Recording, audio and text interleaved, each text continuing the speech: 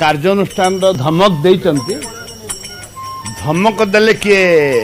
शुणिबेनी तांको दयारु आमे राजनीति करिनु धमक देले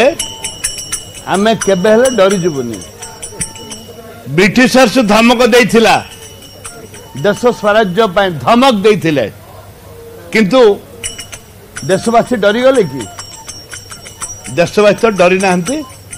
स्वराज्य हला जो पर्यंत सरकार गोटे गठन करना गोटे हाउस कमिटी गठन करना से पर्यंत आम लड़ाई जारी रहिबो आमे आमर निजर स्वार्थ देखुनु आमे देखुचु राज्यर स्वार्थ महिला मानकर स्वार्थ